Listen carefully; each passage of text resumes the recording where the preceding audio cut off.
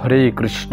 শুধু ভক্তমণ্ডলী, বৈষ্ণব সেবা করলে কি হয়, এই বৈষ্ণব সেবার মহিমা, সাধু সেবার মহিমা আজকে আপনাদের বলবো শাস্ত্র থেকে। শ্রবণ করুন। এই বৈষ্ণব সেবা করলে আসলে কি লাভ হয় আমাদের, আমরা কেন বৈষ্ণব সেবা করব। অনেকেই বৈষ্ণব সেবা পছন্দ করেন না, কিন্তু আপনি জানেন এই বৈষ্ণব সেবা করলে আপনার কি হবে। আপনি আজকে জানুন, মনোযোগ সহকারে ভিডিওটি সম্পূর্ণ শুনুন।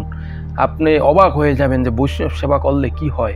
শাস্ত্রে বলা আছে, সাধুসঙ্গ সাধুসঙ্গ সর্বশাস্ত্রে কয়, লবমাত্র সাধুসঙ্গ সর্বসিদ্ধি হয়। আপনি যদি বৈষ্ণব সেবা করান, বৈষ্ণবদের সেবা করেন, তাহলে আপনার কোটি কোটি জন্মের পাপ আপনার দূর হয়ে যাবে। আপনি যত পাপী হন না কেন, মহা মহা পাপী হলেও আপনার সমস্ত পাপ ধ্বংস হয়ে আপনি বৈকুণ্ঠে গমন করবেন। আপনি পরমেশ্বর ভগবান শ্রীকৃষ্ণের কৃপা লাভ করবেন। আপনার সমস্ত দুঃখ কষ্ট দূর হয়ে যাবে। এরকম হাজারো উপাখ্যান আছে, কাহিনী আছে। আজকে আপনাদের একটি কাহিনী বলবো। আপনি যত পাপী হন, আপনি ভগবানের সেবা যদি নাও করেন, আপনি ভগবানের নাম যদি নাও করেন, কেবল আপনি কিঞ্চিৎ বৈষ্ণবদের সেবা করবেন, সাধুদের সেবা করবেন, আপনি সাধুদের সন্তুষ্ট করবেন, দেখবেন সেই বৈষ্ণব সেবার মাধ্যমে আপনার সকল পাপ ধ্বংস হয়ে যাবে। আপনি বৈকুণ্ঠে লোকে গমন করবেন, বৈকুণ্ঠে যাবেন, আপনি মুক্তি লাভ করবেন এই জড়জগৎ থেকে। এমন একটি কাহিনী আজকে আপনাদের বলবো, সেই কাহিনী শ্রবণ করুন। আমরা সবাই অজামিলের কাহিনী জানি, ভাগবতের কাহিনী। এই অজামিল, তিনি অল্প বয়সে ব্রাহ্মণের ছেলে ছিলেন। তিনি খুব ভালো ভক্তি করতেন ভগবানের। কিন্তু কি হলো, তিনি কোনো এক ঘটনায় তিনি ভ্রষ্ট হয়ে গেলেন, অধঃপতিত হয়ে গেলেন। তিনি পাপাচারে লিপ্ত হলেন। এমন কোনো পাপ নাই যে করেননি।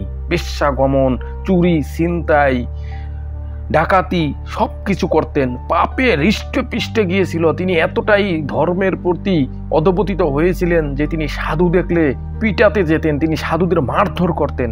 কিন্তু সেই এত পাপী থাকার পরও সেই অজামিল মৃত্যুর পরে ভগবত ধামে চলে গিয়েছে। বিষ্ণুদূতেরা তাকে বিষ্ণুলোকে গিয়েছে, তাকে নরকে যেতে হয়নি। তার সমস্ত পাপ ধ্বংস হয়ে গিয়েছিল। কেন, কি কারণে তার এই পাপ ধ্বংস হলো, সেই কাহিনী শুনুন।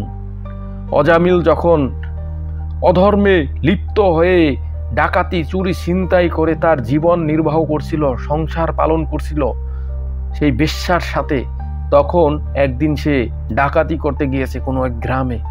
তখন তার ঘরে ছিল তার স্ত্রী এবং তার ছেলে মেয়ে। তখন কিছু সাধু আসলো তাদের গ্রামে, এসে অজামিলের গৃহের সামনে এসে তারা বলল, ঘরে কেউ আছেন? আমরা খুব ক্ষুধার্ত, আমাদেরকে একটু সেবা করাবেন? তখন অজামিলের স্ত্রী বলল, আপনারা কে মহাত্মাগণ? আপনারা কোথা থেকে এসছেন? তখন সাধুরা বলল, আমরা অনেক দূর থেকে এসছি, আমরা আরো অনেক দূরে যাব, এক জায়গায় যাব, আমাদের প্রতিমধ্যে তৃষ্ণা পেয়েছে, ক্ষুধায় আমরা ক্ষুধার্ত, খুব কষ্ট পাচ্ছি। আপনি কে মা? আমাদের একটু সেবা করান। তখন অজামিলের স্ত্রী বলল, আপনারা আসুন, আমাদের ঘরে আসুন। তখন তাদেরকে ঘরে যা ছিল তা দিয়েই সেবা করালো অজামিলের স্ত্রী।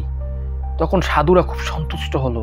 তখন তারা যাওয়ার সময় বলল, আপনার সেবায় আমরা অনেক সন্তুষ্ট মা, তুমি আমাদের কাছে আশীর্বাদ গ্রহণ করো, আমরা তোমাকে আশীর্বাদ দিব। তখন অজামিলের স্ত্রী বলল, আমার স্বামী কোনোদিনও সাধু সেবা করে না, আজকে স্বামী নেই, সে অন্য জায়গায় গিয়েছে, তাই আপনাদের সেবা করাতে পেরেছি। আপনারা কি দেবেন আমাদের?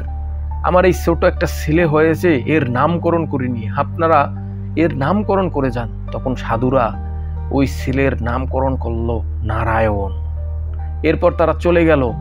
এরপর যখন সন্ধ্যার সময় অজামিল যখন গৃহে ফিরল, তখন অজামিলকে তার সব ঘটনা বলল, তার স্ত্রী বলল, সব ঘটনা খুলে বলল।